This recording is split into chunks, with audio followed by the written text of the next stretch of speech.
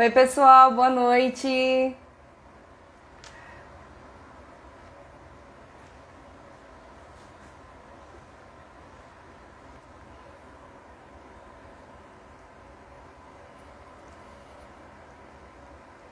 Que nem diz Carol, vamos entrando, vamos sentando, temos espaço para todo mundo. Estamos aqui hoje para a nossa última live do ano, a live da família Desmoide, né, do Brasil, que começou lá em setembro e que, como diz, a Geórgia transbordou e vem dando frutos até hoje. E eu estou muito feliz de estar aqui hoje com vocês para conduzir essa live com a doutora Mirela Nardo, que é médica oncologista do INCESP USP da rede DOR. E desde já agradeço a Pri Souza do nosso grupo que fez esse link entre a família Desmoide e a doutora Mirela. E espero que vocês curtam bastante, porque o nosso tema hoje é um tema super importante, que é desmoide e gravidez, já que o desmoide ele acaba pegando, né, essa questão da idade fértil e acaba acometendo a maioria das mulheres nesse período. Então, eu vou chamar agora para vocês aqui a doutora Mirela Nardo. Já vi que ela entrou, já vi que ela solicitou. Estamos aguardando a doutora Mirela. Oi, doutora, Oi, tudo boa bem com você? noite, tudo bem? É você ou senhora? Você, pode falar você, por favor. Falei, eu vou perguntar primeiro, né? Porque ela é tão nova também, então eu Ah, vou chamar de você. Pode ser? pode, por favor. Boa noite, gente. Muito É o obrigada prazer. por esse convite, viu? Eu estou muito feliz de estar aqui.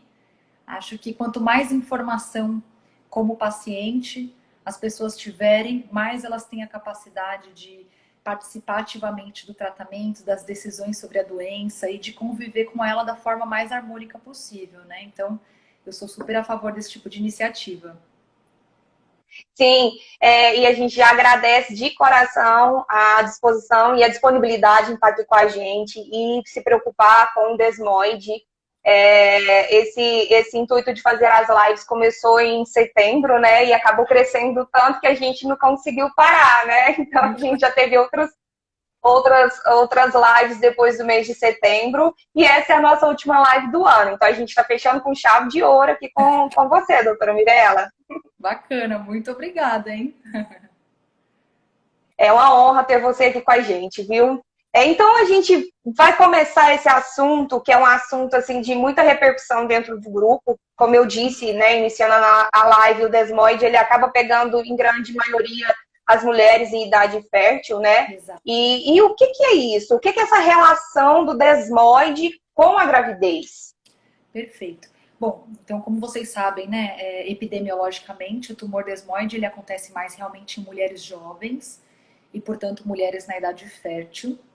Existem algumas teorias a respeito disso, que provavelmente o tumor desmoide ele tem relação com a questão hormonal, né? Então a gente consegue identificar, inclusive, a presença de receptores de estrógeno nos tumores desmoides.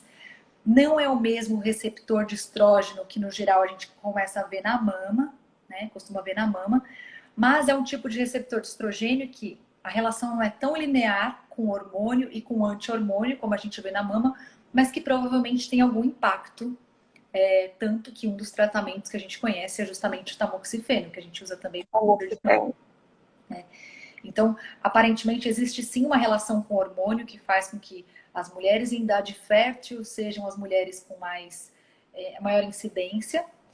E existe sim uma relação, portanto, com a gestação, que é uma época em que os hormônios ficam muito mais expressivos, né, no nosso corpo, no nosso organismo.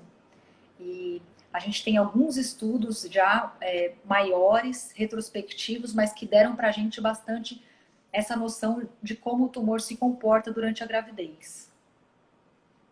Era até uma das minhas perguntas, né? Se existe algum estudo que comprova que o estrogênio é o causador do desmoide, principalmente após a gestação, né? Que é onde a grande maioria dos casos acaba se manifestando. Alguns se manifestam durante a gestação, mas a grande maioria do que a gente acompanha se manifesta pós-gestação. Exato. Essa relação. Existe uma parcela grande dos tumores desmoides que acontecem durante ou logo após a gestação. Esses tumores parecem ser um pouquinho, que a gente chama de gestação relacionados, então, não só em relação ao período de gestação, amamentação e até o que o grupo italiano considera, que é o que fez o maior estudo, encabeçou o maior estudo, até 3 anos após o parto, que seria um período que a mulher poderia ainda estar sujeita a uma mudança do ambiente tumoral, do ambiente hormonal, perdão. Então, existe essa parcela da população que está relacionada, sim. No geral, os tumores que são relacionados à gestação são tumores um pouquinho diferentes. Eles têm são tumores que se comportam de uma forma mais indolente, ou seja, costumam crescer um pouco mais devagar e costumam ter mais regressão espontânea. Provavelmente por eles estarem relacionados a esse ambiente hormonal com muito estrógeno, né? Então, provavelmente, tirando eles desse ambiente do estrógeno, eles têm essa tendência à regressão. Não existem estudos do que a gente chama que são prospectivos, randomizados, assim. É muito difícil, porque a gente sabe que é um tumor raro, né? Então, a gente fala de 5 a 6 casos por milhão do tumor desmoide. É muito difícil fazer um estudo prospectivo, ou seja, avaliar vários pacientes, que teria que ser um estudo muito grande, ao mesmo tempo. Então, o que a gente conseguiu fazer foram estudos retrospectivos, que a gente pega todos os pacientes, e eles pegaram de 4 centros, estudos retrospectivos que juntaram pacientes da Itália, da América do Norte, de outros lugares da Europa e da América do Norte. E aí, ao longo de 10, 15 anos, a gente consegue ter um número que dá para tirar algumas conclusões.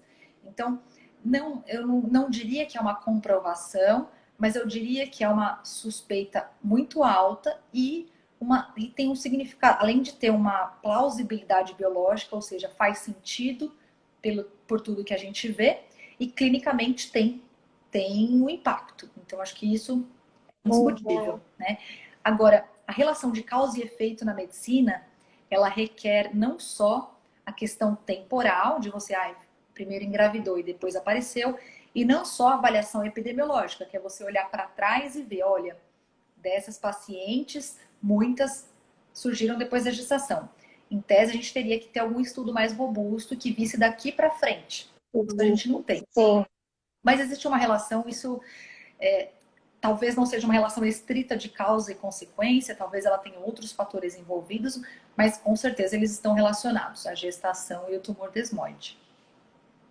Sim, no meu caso, a primeira vez que eu senti o nódulo, né, o carocinho na parede abdominal, foi com o meu caçula com 1 ano e meio, aproximadamente. Então foi quando eu notei. Eu tive 2 cesáreas, mas o meu não é na região da cesariana, é acima, é no quadrante superior do lado direito. Mas com várias pessoas que eu já tive a oportunidade de conversar em relação a essa questão do desmoide de parede abdominal, existe essa relação também com a cicatriz, né? Eu queria que você falasse um pouquinho sobre isso também. Então, primeira coisa, a gente sabe que tumor desmoide, ele pode muito bem surgir em cicatrizes, aliás, é o cenário mais comum. E aí, quando a gente fala da gestação, a gente fala de uma cicatriz e um ambiente com muito estrógeno. Então, a gente tem 2 fatores conhecidos que contribuem para ajudar na formação de tumor. Então, a implantação do tumor na cicatriz da cesariana é mais comum nesses casos. E também é comum, uma coisa interessante, é a implantação na parede abdominal, não na cicatriz, mas no músculo reto abdominal, que é esse músculo reto abdominal. Sim. Porque, que é o meu caso. Algumas teorias falam que talvez, além do excesso de hormônio, existe uma relação com o trauma que o reto abdominal sofre durante a gravidez, porque ele tem que ser estirado, né? Estirado. E tudo que é trauma envolve regeneração, inflamação, fibrose e leva a predisposição. Então existe essa teoria também, que por isso que são tão comuns os tumores relacionados à gravidez serem na parede abdominal, não só na cicatriz, mas no reto abdominal também. Sim. Então, essa questão da descoberta durante ou após a gravidez com a cesárea, né? Várias pessoas me mandaram questionamentos em relação à questão. Tem um filho, descobre o tumor, e essa questão de ter um próximo filho? Perfeito, acho essa pergunta é ótima, né? Então eu vou contar para vocês um pouquinho a história desse estudo, que é o maior que a gente tem também estudo no ICESP, bem bacana, mas eu vou contar primeiro a história desse estudo de 2014 do Fiore, que foi liderado por esse italiano. Eles viram 92 mulheres com um diagnóstico de tumor desmoide. Dessas 92, 44 eram gestação relacionados, ou seja, ocorreram desde o início da gestação até 3 anos depois do parto. E 48% não se iniciaram após uma gestação. Então, eram mulheres que nunca tinham engravidado. Tá? O que eles perceberam? Então, primeira informação importante. Para a mulher que teve o tumor após uma gestação ou para a mulher que teve um tumor independente da gestação, aproximadamente 40% teve aumento do tumor durante a gestação. Então, aumentar, ele parece aumentar. O que é importante é que de todas as mulheres que eles viram que engravidaram, foram 92 mulheres, uma precisou de cesariana por causa era um tumor de parede abdominal. E a gente tem um caso muito bem documentado na USP também, pela equipe do Dr. Frederico, Dr. Akaishi, que eles tiveram que operar um tumor abdominal durante a gestação. Mas durante a gestação? Durante a gestação. Isso é raro, isso já foi muito raro, então é incomum. Agora, o que é legal desse estudo, que eu acho que traz uma segurança pra gente, principalmente para vocês, é que não houve nenhuma complicação gestacional, nem para o feto e nem para a mãe, nem para o bebê, nem para a mãe. Então, das 92, uma precisou de uma cesariana, que é assim uma intercorrência, mas foi tudo bem, e nenhum bebê e nenhuma mãe tiveram complicações por conta disso. E o que é importante saber também é que, da mesma forma que 40% dos tumores progrediram durante a gestação, aumentaram, 40% mais ou menos regrediu espontaneamente depois do término dessa fase de gestação e de puerpério. Isso é uma ótima notícia.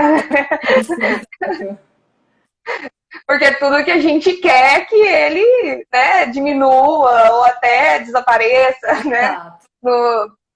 E é essa questão da cesariana, né? Essa influência da cicatriz, essa influência do estrógeno. Nós temos vários casos de pessoas que ainda não tiveram filhos e que têm tumor desmoide, também de parede abdominal ou em alguma parte do abdômen que não seja parede, né? E essa relação, se o tumor estiver estável, se o tumor estiver controlado, é possível engravidar? O que a senhora disse? A senhora não, desculpa. Você, o que você fala sobre isso? Essa questão da segurança. Isso. E o quanto o desmoide interfere nesse processo gestacional, no processo de desenvolvimento da gestação. Perfeito. O que eu gosto de falar é que mesmo sendo um tumor da parede abdominal, tumor pélvico, na grande maioria dos casos é possível engravidar, tá? O que eu acho que é o mais importante de tudo isso é uma conversa muito franca com o médico que acompanha a paciente, né? Para que a gente diga a nossa percepção. Então, olha, agora está tudo muito estável, você não precisa de nenhum tratamento, então vamos partir para a tentativa de engravidar. Durante a gravidez, eu vou querer te acompanhar muito mais de perto. Então, se estava fazendo consulta a cada 2, 3 meses, eu vou querer te ver mensalmente. Você precisa de acompanhamento com uma ginecologista obstetra que veja casos de alto risco para se preparar, para se precisar, se tiver algum desconforto. E um bom cirurgião, uma boa equipe, na verdade, né, cirurgião e clínico que estejam acostumados a lidar com tumor desmoide. Para um caso raro de precisar indicar algum procedimento durante a gestação, que seja feito por alguém que tem muita experiência sobre isso. Mas pacientes que estejam estáveis, sem tratamento, é viável, sim, é possível. Eu acho que sempre com uma conversa muito sincera entre médico e paciente, né? Infelizmente, a gente não tem garantias na medicina, né? Gostaria de Com ter, todos certeza. gostaríamos, mas a gente não tem os É números nem os verdade. 100%, né? Mas a gente seguia no que é aparentemente seguro, ou seguro para a maior parte das pessoas. E junto a isso, essa informação, junto à informação desse estudo que eu falei para vocês, em que não houve nenhuma complicação, e junto ao seu conhecimento do caso, do seu paciente particularmente, de você ver o comportamento do tumor nos últimos meses, sem a necessidade de tratamento, de você ver que é um local que não ameaça o bem-estar da paciente, claro, né? Eu acredito que seja algo viável, algo que, como todas as Uhum. mulheres que têm o desejo de engravidar, que a mulher que tem o diagnóstico de um tumor desmoide também tem esse direito e a gente vai junto com elas por essa jornada, por o que precisar para ter mais segurança do que está acontecendo, mas no geral as coisas acontecem muito bem, mesmo quando há aumento do tumor, e é importante a mulher saber, para alinhar as expectativas, né? Saber que o tumor pode aumentar, no geral isso não vai causar problemas para ela, né? O que Uhum. aconteceu na pior das hipóteses, alguns dos casos tiveram que ser tratados depois da Sim, gestação. depois da gestação. Isso. Inclusive, apareceu uma pergunta agora da Jo. Doutora Mirella, quando você se refere sem tratamentos, é sobre zero medicamentos? No meu caso, por exemplo, não uso medicamento para o desmoide, mas sim para a dor. Perfeito. No geral, a gente está falando de 100 medicamentos para o tumor, né? Para o tumor. Para o tumor, depende muito de quais remédios para a dor a pessoa precisa por dois motivos. Alguns dos remédios podem não ser indicados para uma gestante, né? E alguns dos remédios significam que o tumor não está crescendo, mas que ele não é assintomático. Ou seja, é um tumor que está em alguma região que ele causa, ele tem significado clínico. A gente tem que ser um pouco mais cauteloso com essa paciente. Precisa ter uma conversa muito delicada também com o médico, porque é um tumor que, se crescer, provavelmente vai piorar o sintoma. É diferente de um tumor que é assintomático, o paciente não sente nada, né? E aí ele cresce um pouco. Na gestação vai continuar sem sentir nada, né? Então a gente tem um Uhum. risco um pouco maior de se tornar sintomático e principalmente de precisar de tratamento pro tumor depois da gestação. Mas o fato de tomar remédio para dor não é um impeditivo. Não é impeditivo. Não, não é. É, e o tratamento em si do tumor, né? Que começa com tamoxifeno, o Celebra, e depois passa para as químios orais, ou até mesmo a quimio injetável. Isso atrapalha a fertilidade? Outra pergunta É muito importante. impedimento para um depois? Perfeito. Essa é uma boa pergunta, por isso que eu acho que a conversa no tumor, no caso do tumor desmoide, precisa ser feita desde o começo com muito critério. A Carol mandou uma pergunta, uma conclusão, na verdade, que no final é uma questão da gente pesar, e é bem isso, tudo na medicina é isso, pesar o risco e o benefício, ou seja, pesar o quanto a gravidez vai acrescentar na sua vida emocional, quanto aquilo é importante para você, e o médico te trazer informação do quão arriscado é, né? Então, acho que isso é importante sempre na medicina e principalmente nesse caso, a gente colocar essa na balança juntos, né? O médico tem que trazer essa informação para você saber o risco que você está correndo, mas você também tem que trazer o seu desejo e a gente tem que respeitar isso, né? Então, desde a primeira consulta, essa conversa tem que ser feita. Por quê? Porque alguns remédios podem influenciar na fertilidade. Né? No geral, o tamoxifeno, ele normalmente não influencia a fertilidade a longo prazo, mas enquanto ele está sendo tomado, sim, né? O, os TKIs, que a gente fala que são os inibidores de tirosina quinase, que são os remédios via oral, por exemplo, o Uhum. azotanib, o sorafenib, também não costuma influenciar tanto a longo prazo a fertilidade, mas durante enquanto eles são tomados, eles podem influenciar e principalmente podem trazer risco de teratogênese, de alteração do feto. E por fim, o mais importante da gente ponderar é o Doxil ou a doxorubicina, que são e outras quimioterapias, tipo vinblastina, quimioterapias na veia. Uhum. As quimioterapias que a gente usa para o desmoide não são aquelas que costumam causar infertilidade, que a gente fala com certeza vai causar infertilidade, não são. Mas a gente corre um Uhum. risco, principalmente se a mulher tiver uma idade um pouquinho maior. Então, uma mulher perto dos 40 anos que vá tomar uma doxorubicina, um Doxil, ela pode sim entrar numa menopausa precoce. né? E aí sim ela pode correr risco de infertilidade. Então, nesse caso, Sim. ainda assim não é impeditivo, mas acho que uma das coisas que precisa ponderar é se a mulher pretende engravidar depois, em algum momento, pensar em congelar óvulos, né? Qual que é a dificuldade nesse caso? A gente faz, conversa junto, reunião multidisciplinar com cirurgião, com ginecologista, porque você tem que fazer um bolos, né, uma dose alta de hormônio para poder retirar esses óvulos. Então você corre o risco de aumentar um pouquinho, Sim. mas é uma opção. E a outra opção é pensar em outros tratamentos que não sejam tão ameaçadores à fertilidade, né? Então, Eu acho que a questão maior nesse processo todo, primeiro é a conversa franca, né? Primeiro é a gente encontrar alguém que entenda do desnoide, que é isso que a gente está batendo na tecla desde de setembro, né? Eu já tenho desde 2017 com diagnóstico, né? Então, assim, é muito difícil a gente encontrar profissionais que sabem lidar com desmoide, que sabem conduzir esse tratamento, né? Então, assim, principalmente, eu não sei, eu tô falando por mim, tá? A minha ginecologista me acompanha desde que eu tenho 18 anos, então começou ontem, né? Na verdade, ou seja, ela já tem mais de 20 anos comigo. Assim, ela só foi saber o que era um tumor desmoide através de mim. E aconteceu de ser pós, né? Depois de todo o processo, que eu tive 2 filhos, 2 cesáreas, e não foi com ela, infelizmente, ela estava num período que ela não estava fazendo a parte de obstetrícia, então foram outros médicos que me atenderam, mas ela foi só saber o que era o desmoide quando eu cheguei e falei, olha, eu fui diagnosticada com tumor desmoide, a situação é essa e essa. E ela que me acompanha nesse processo do tamoxifeno, faz todo o controle junto comigo de ovários, útero, enfim, né? Da menopausa química que a gente entra. Então, foi a partir de mim que ela ficou sabendo desse tipo de tumor. E eu acredito que seja isso que aconteça com, né, várias pessoas que estão nesse processo de diagnóstico de desmoide e que também estão nesse processo de, eu quero engravidar, eu quero tentar, né? Então, eu acho que a falta de conhecimento é o que mais nos atrapalha, não é isso? com certeza, o tumor desmoide é um tumor muito raro, né? Então, até para os próprios oncologistas gerais, que tratam todo tipo de tumor, pode ser um diagnóstico e um tratamento desafiador, né?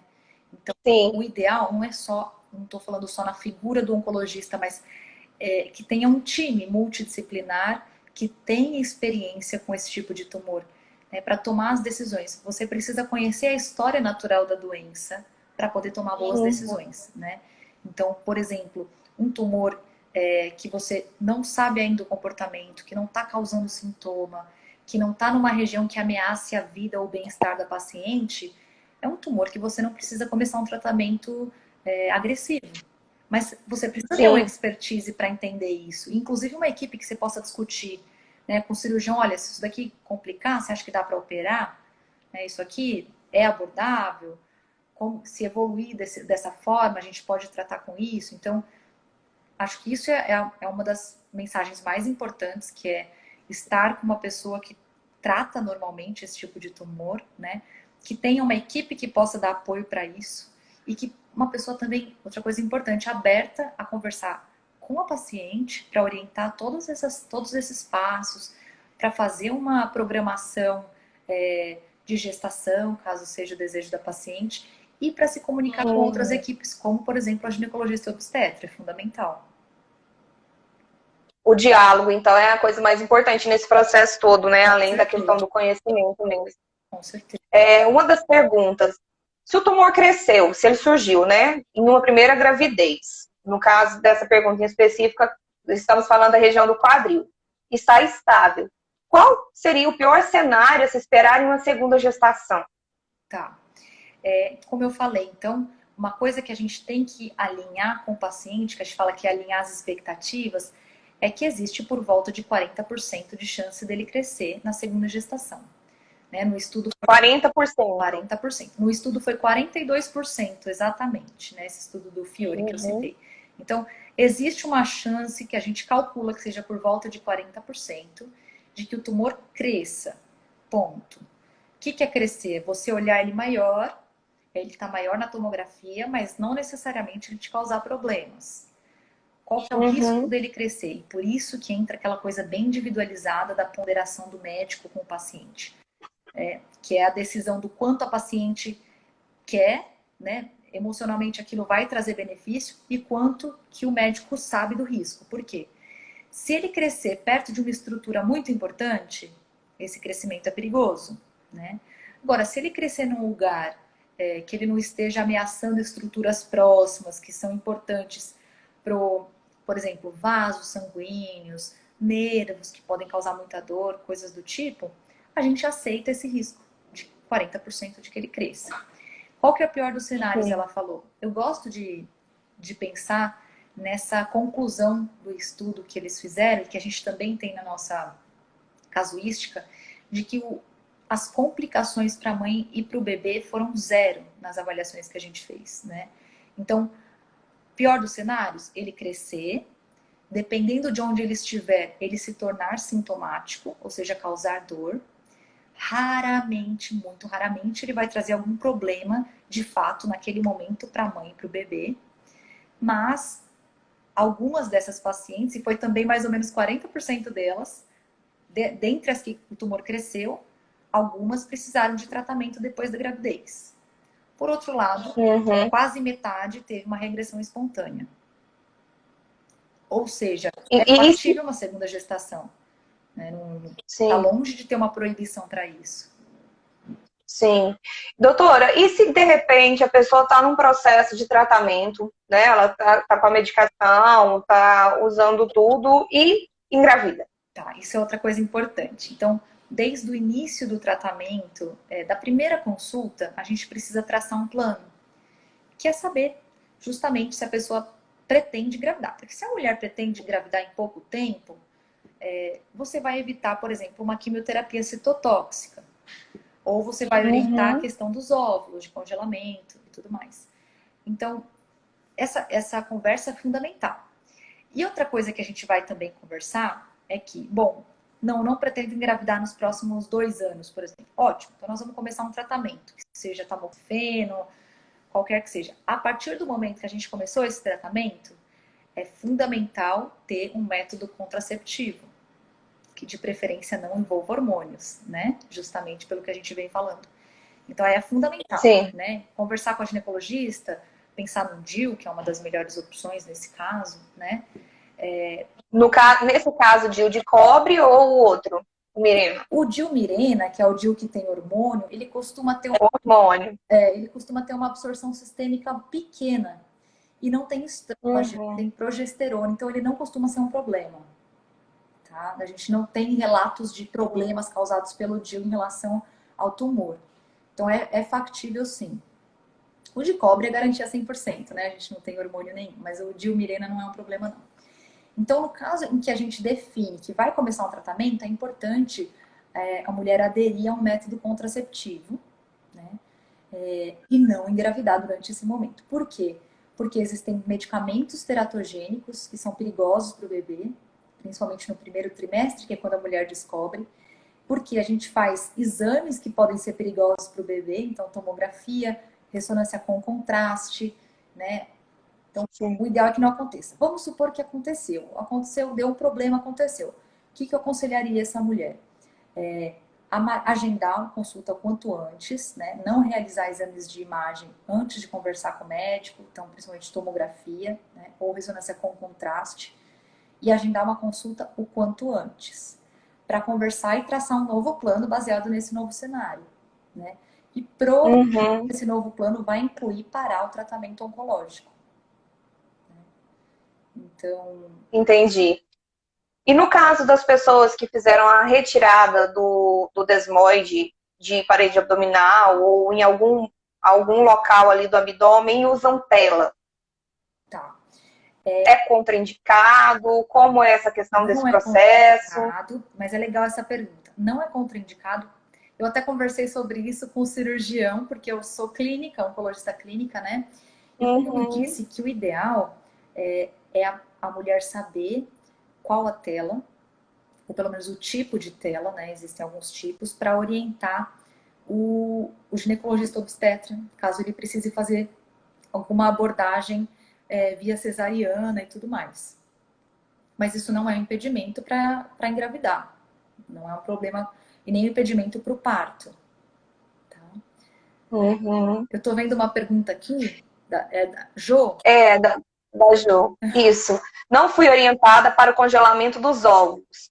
Fiz doxorubicina, lipomaçol. Nossa, eu sempre Lipossomal. travo a língua. Lipossomal. Isso. Há algum exame que eu possa fazer para saber se afetou de alguma forma? Perfeito. Então, Jo, no geral, a doxorubicina ela não é um medicamento que vai causar infertilidade, tá? A gente fica mais atenta para mulheres que estejam com a idade mais avançada, perto dos... Avançadas, são jovens, mas perto dos 40 anos, né? A pessoa. Que já tenham algum, vamos dizer, já possam ter alguma dificuldade natural para engravidar, já tem uma reserva ovariana menor, e aí o tratamento ele pode ser aquela gota d'água. Então, no geral, não vai trazer infertilidade. Mas uma das coisas que é muito simples da gente saber que a gente voltou a ter ovulação é que se você menstrua, né? Então, se depois você volta a ter ciclos menstruais normais, você provavelmente está ovulando, né? Então, essa é uma das formas. Existem outras formas, que são a dosagem dos hormônios no sangue. Então, a gente consegue dosar LH, FSH, estradiol, e a gente percebe se a paciente estiver com LH e FSH muito altos, no geral, é uma paciente que pode estar em menopausa, menopausa precoce.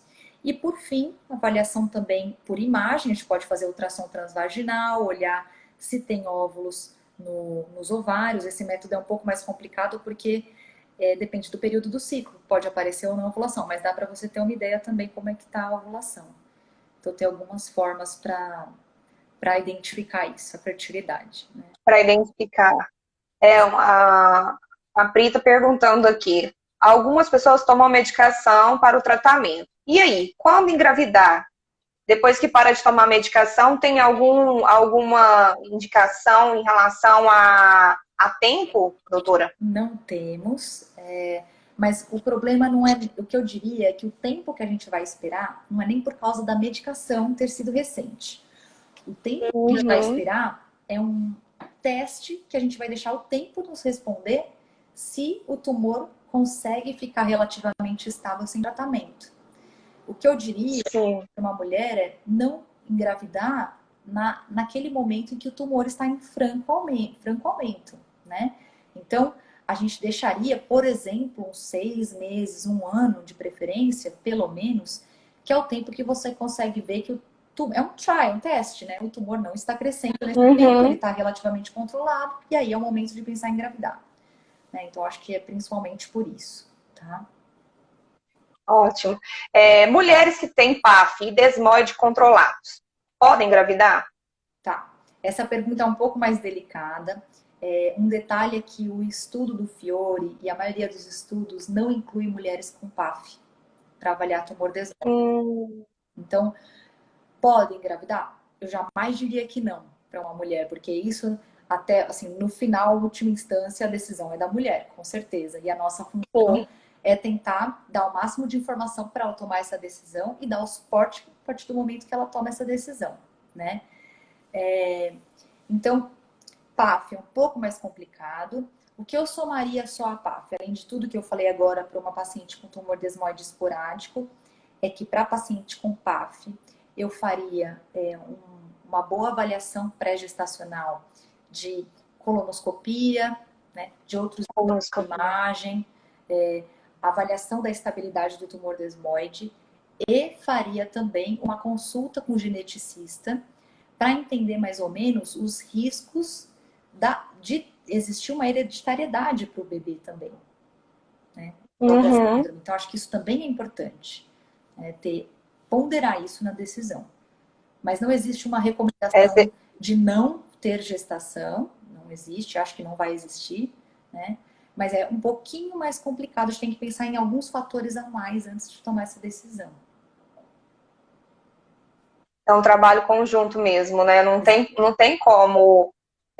Como a Carol falou, como as meninas estavam falando, é uma balança. A gente tem que colocar para ver, né? Não é que você vai deixar o seu sonho de ser mãe para lá, mas a gente tem que ponderar algumas coisas e fazer as coisas consciente, né?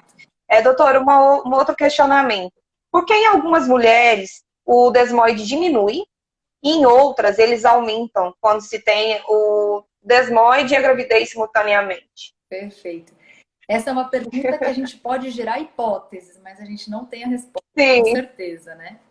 ela é como tumor, né? Ela é um ponto de interrogação. Exato. Bom, porque aumenta, a gente tem muito claro, que é o que acontece em 40% das mulheres. É um ambiente com muito estrógeno, num tumor que tem influência por hormônios, que tem inclusive a documentação de receptor de estrógeno tipo beta. Então a gente sabe por que que aumenta, né? Agora, por que diminui? São muito mais raros os casos, mas a gente não compreende 100% não só do tumor, mas até dos mecanismos que a gente tem dentro do nosso corpo, né? Então, existem algumas coisas que acontecem e que são a exceção, mas provavelmente existe algum mecanismo diferente desse tumor, né? Alguma mutação diferente, tem alguma assinatura gênica diferente que faz com que a resposta dele mude no ambiente hormonal. Além disso, a gravidez ela não é só uma mudança hormonal. A gravidez é uma mudança imunológica, né? Então, o sistema imune muda muito na gestação, porque a mulher tem que estar preparada para receber um bebê. Ela tem que proteger esse bebê de infecções e outros problemas, mas ela também não pode ter uma imunidade que ataque esse bebê.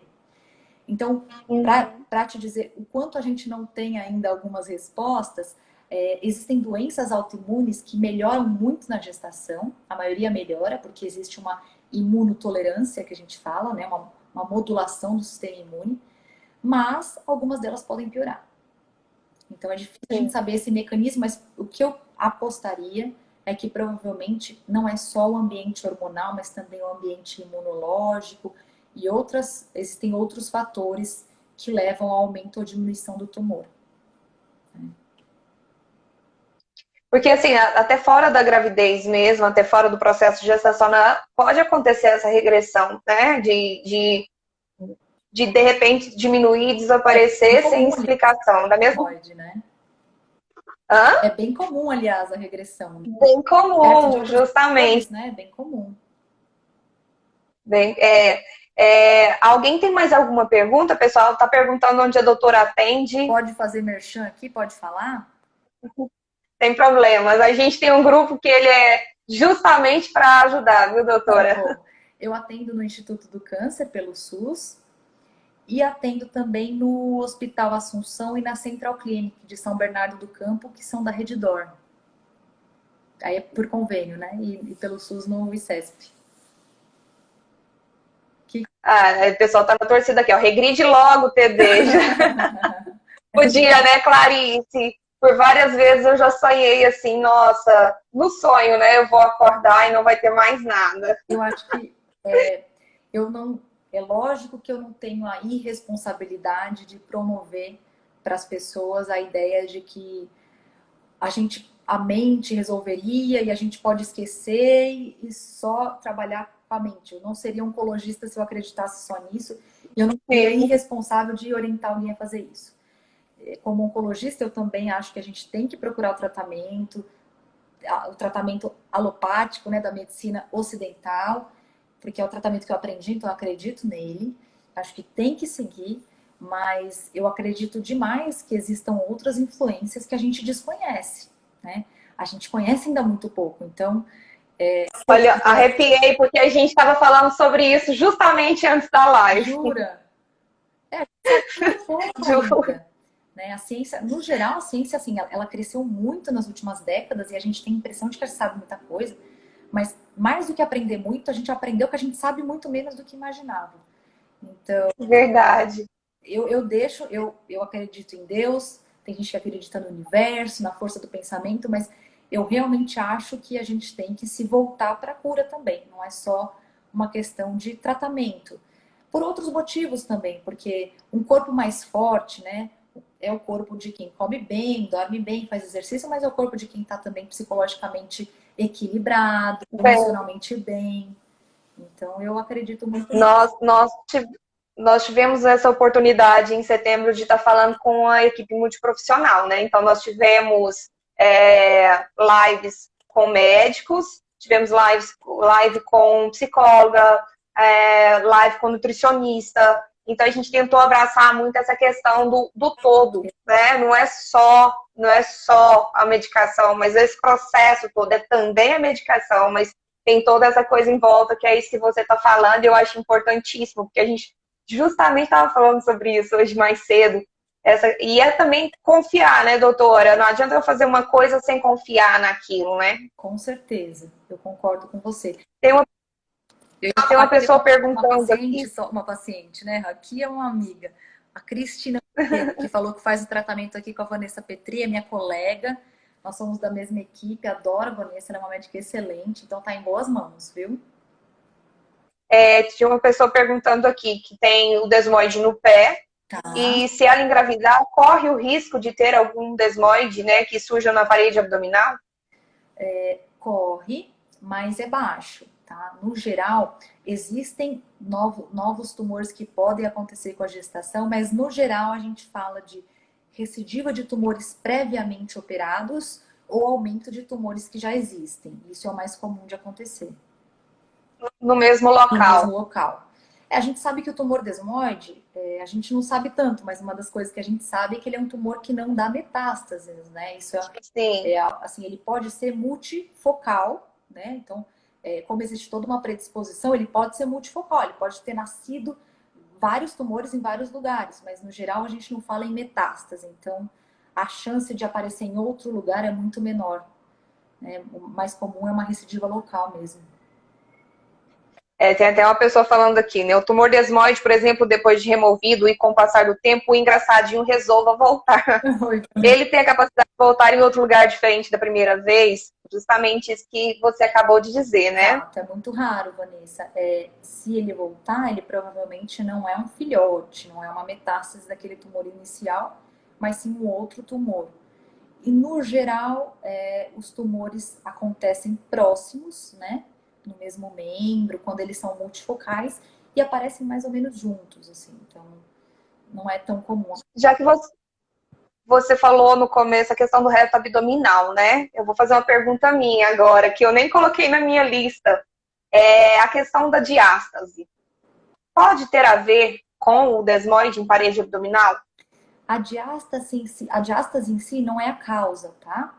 Mas ela é um significado. O que que ela quer dizer? Que aquele músculo foi bastante agredido em algum momento, por exemplo, pós-gestação, a ponto de ele ter sido estirado e voltado e ter perdido a conformação ideal dele. Então, ela pode significar que houve uma agressão, e essa agressão, sim, pode ser um fator que a gente suspeita que seja um fator predisponente, como eu falei, né? Então, por isso que aparece muito mais no reto abdominal, inclusive durante a gravidez, junta o estiramento, a modificação daquele músculo, né? Provavelmente uma agressão às fibras dele, uma inflamação local, junto com o ambiente hormonal da gravidez, aquele músculo tem maior predisposição a ter tumor. Então, a diástase em si não é o problema, mas o significado dela, quando ela vem após alguma agressão, sim, ela pode ter alguma relação. Não de causa, mas uma associação. E não saindo do contexto da gravidez, porque a diástase, no meu caso, foi provocada pelas 2 gestações, que eu tive 2 gigantinhos, né?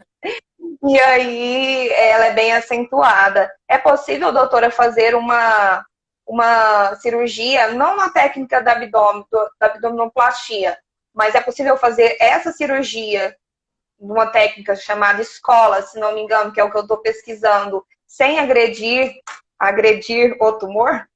É possível, depende muito da localização do tumor, mas é possível sim. Eu faria uma consulta, além do cirurgião plástico, que normalmente faz isso, tentaria fazer uma conversa também com o cirurgião, normalmente são cirurgiões oncológicos, ou equipes de cirurgia de sarcoma, que a gente fala, né? Para, caso o tumor seja abdominal, só para fazer essa programação direitinho.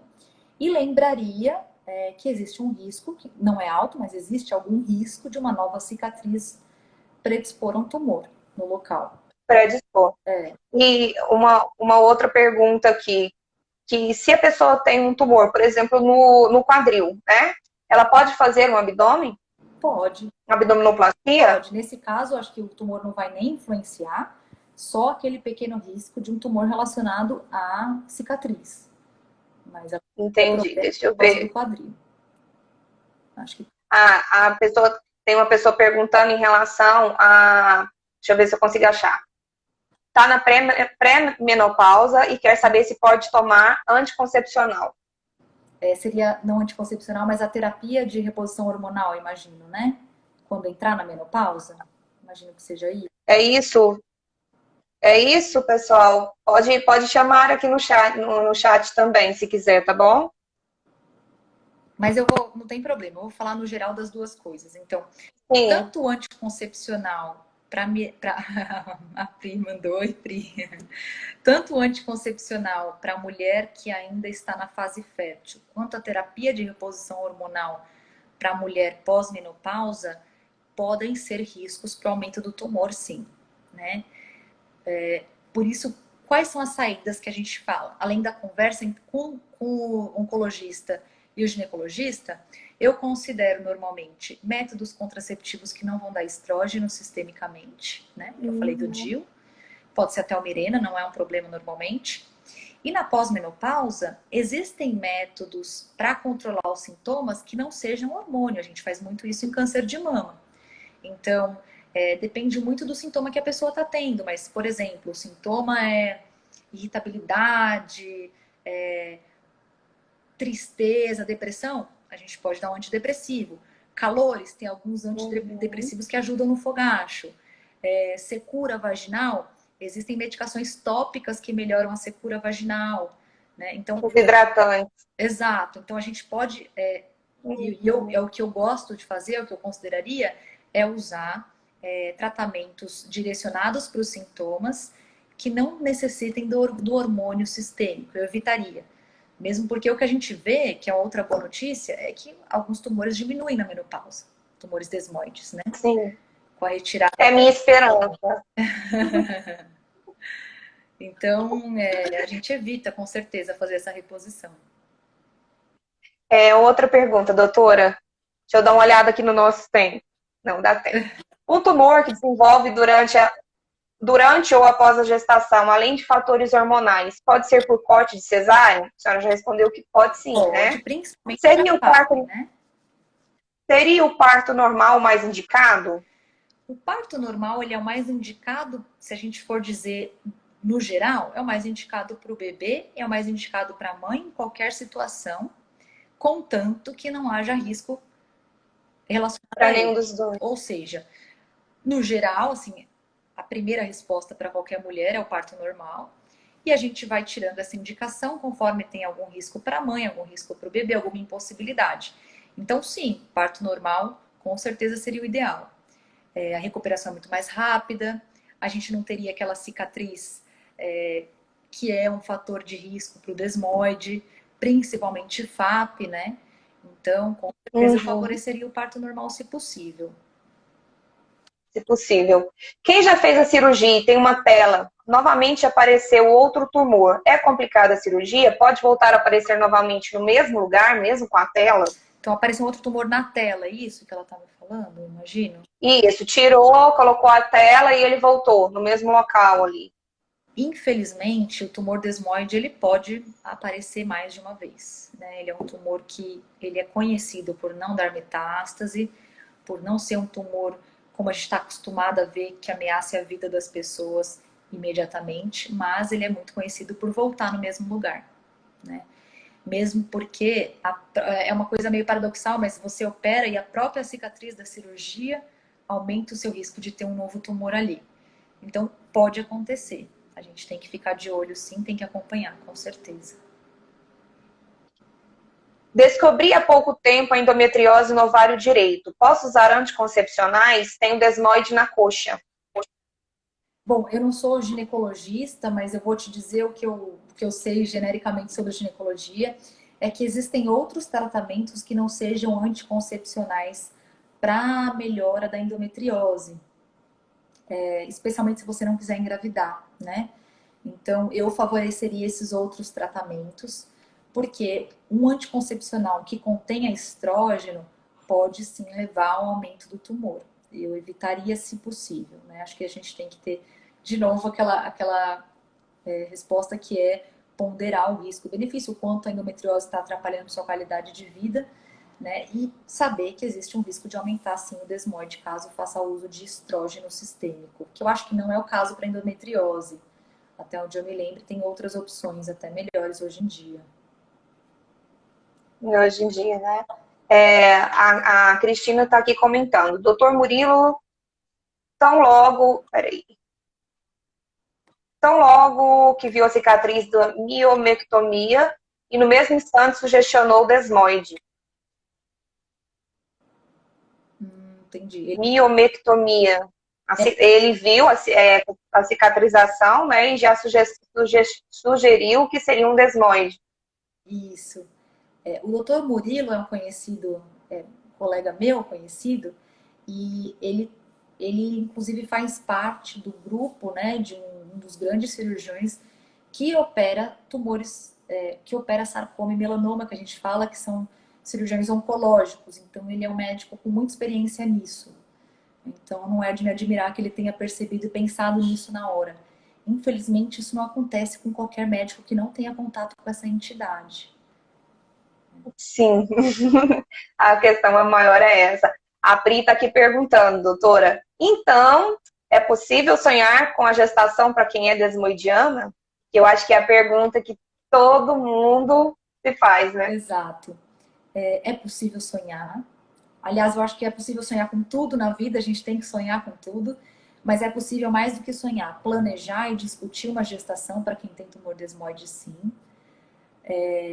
Eu acho que isso sendo feito com um profissional que tenha uma competência técnica, né, um expertise, uma experiência com esse tipo de tumor, somado a uma competência humana de discutir isso com você e entender o quanto isso é importante para você, isso é factível. Então, você tendo esse diálogo, essa possibilidade, eu acho que é algo factível que pode ser feito com segurança, sim.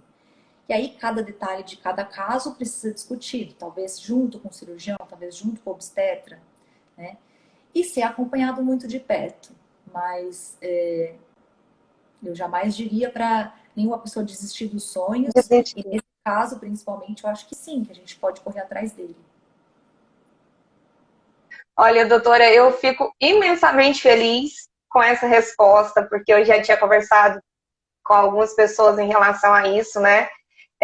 Eu falo que meus filhos são minha vida, e é por eles que eu acordo, né? Todos os dias, para lutar, porque se a gente não tem o objetivo dessa luta, a gente acaba entrando num processo que é aquilo que a gente conversou agora há pouco, sobre o psicológico, né? Tem que estar focado, tem que estar funcionando.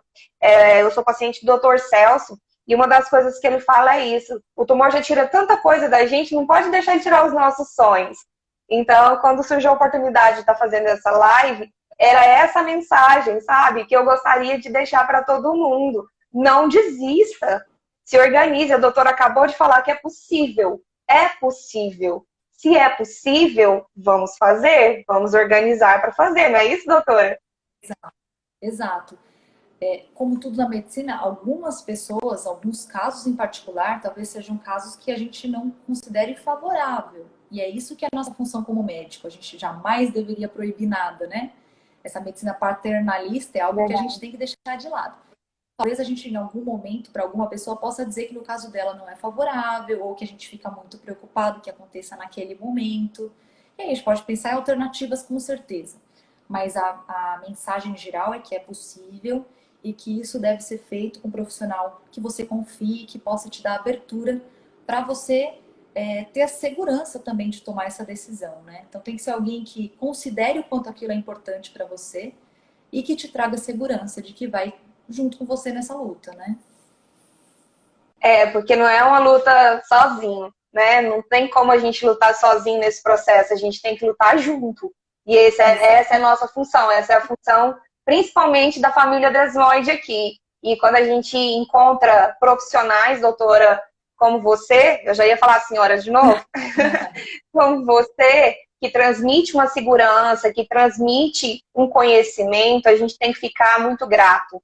Porque, como eu disse há algum tempinho atrás, não são todos que têm esse conhecimento, não são todos que têm o interesse de estar indo atrás, de estar pesquisando sobre o desmoide. Então, a minha gratidão, porque quando a gente se dispõe a fazer uma live, a disponibilizar o seu tempo e o seu conhecimento frente à angústia de várias pessoas, isso tem que ser muito, muito, muito, muito falado. Então, eu quero te agradecer imensamente em nome da família Desmoide, principalmente das mulheres da família Desmoide, que têm o sonho e não desistam, como a doutora falou, né? Vamos juntos, nunca sozinhos, porque juntos nós somos melhores. Exato. Olha, eu queria agradecer muito por essa oportunidade. Estou feliz, estou emocionada de ver as mensagens aqui rodando, inclusive de pessoas queridas que não são pacientes de tumor desmoide, mas familiares, amigos, ex-pacientes que se tornaram amigos, familiares de pacientes que se tornaram amigos. Obrigada a todos vocês. Tenho o maior prazer de conversar, o que eu puder acrescentar, esclarecer. Tem coisas que nem eu tenho como responder, mas eu tô aqui para a gente também chorar junto e traçar um plano juntos. O plano sempre Sim, sempre. A gente se adapta, a gente aceita algumas frustrações, como tudo na vida, mas a gente tem que estar junto e forte para decidir, então, dentro do que é possível, o melhor para cada um, né? Tá certo, doutora, obrigada. Um Feliz Natal para você, para toda a sua família. Um 2021 cheio de coisas boas, né? Porque esse 2020 foi pesado. Exato. Mas eu acho que a gente plantou muita coisa para colher o ano que vem, que a gente colha bastante coisa boa e com muita saúde. Muito obrigada, gratidão, viu? Obrigada a vocês, um Feliz Natal novo para todos e um beijão. E antes que o pessoal derruba a gente aqui na live, pessoal, quero dizer que a gente está fechando com chave de ouro.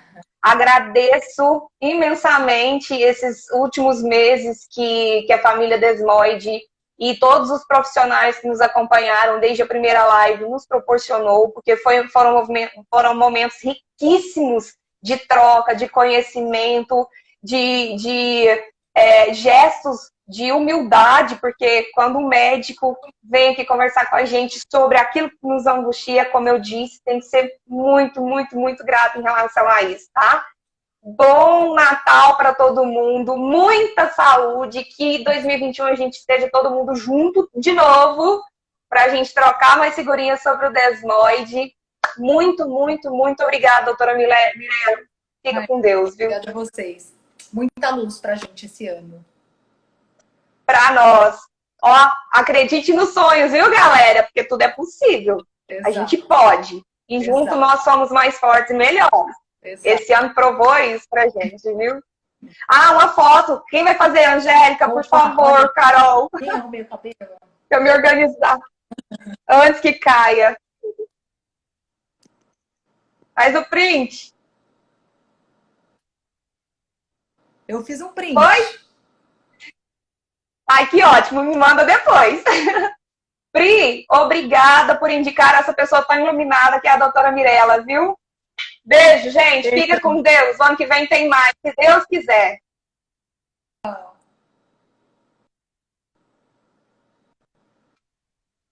Tchau, obrigada.